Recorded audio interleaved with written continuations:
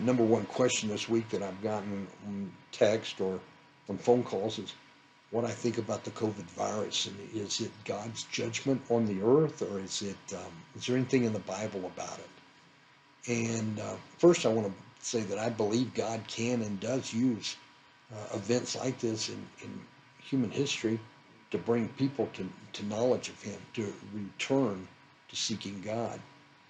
Furthermore, I think He was aware of the virus before anyone in Wuhan or any place else was infected, and that means that in that regard, God did allow the virus to spread.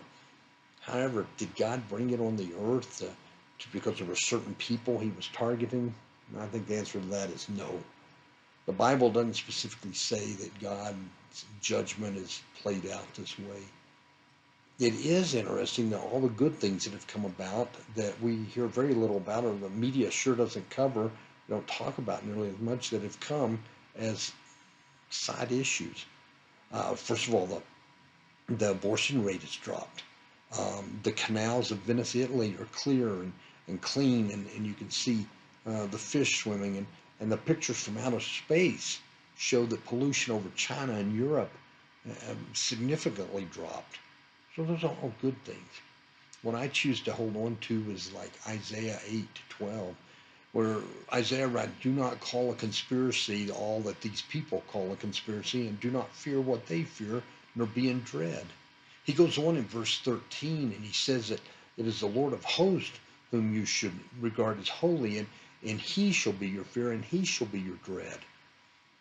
Those words are echoed in Matthew 10, where Jesus is speaking. He says, "Do not fear those who kill the body, but are unable to kill the soul, but rather fear Him who is able to destroy both the soul and body in hell.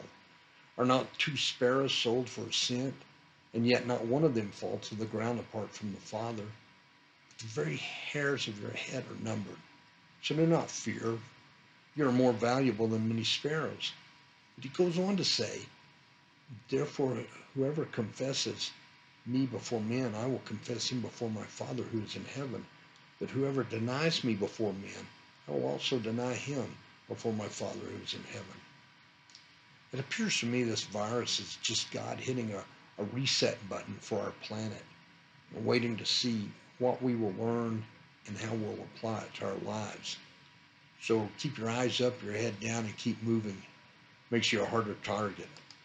God bless.